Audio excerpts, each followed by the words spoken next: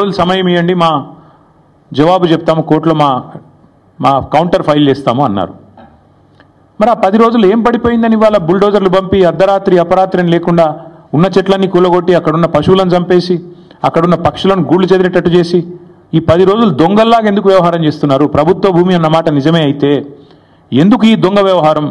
ఎందుకు పగటిపూట పోవట్లేదు? ఎందుకు అర్ధరాత్రి దాడి చేస్తున్నారు? కోర్టు సెలవులు చూసుకొని శనివారం, ఆదివారం, ఉగాది, రంజాన్ ఇవి చూసుకొని వందల వాహనాలు అక్కడ పంపి బుల్డోజ్ చేస్తారా? ఇదేనా ఒక ప్రజాస్వామ్యంలో ఒక నీతివంతమైన పరిపాలన అందించే వాళ్ళు, ప్రజాపాలన అని చెప్పుకునే వాళ్ళు చేయాల్సింది? దొంగదారిన పోవడమే కాకుండా పనికిమాలిన మాటలు మాట్లాడతారా? గుంట నక్కలు అని మాట్లాడతారు. ఎవరు గుంట నక్కలు? వాళ్ళ పిల్లలు చెప్తున్నారు, అవును మేము నక్కలమే కానీ నీలాగా పందికొక్కు కాదని చెప్తున్నారు. ముఖ్యమంత్రి గారికి అన్ని మాటలు పడాల్సిన అవసరం ఉందా? పిల్లలతో పిలిచి మాట్లాడొచ్చు కదా. అరే ఇంత దారుణంగా, ఇంత అన్యాయంగా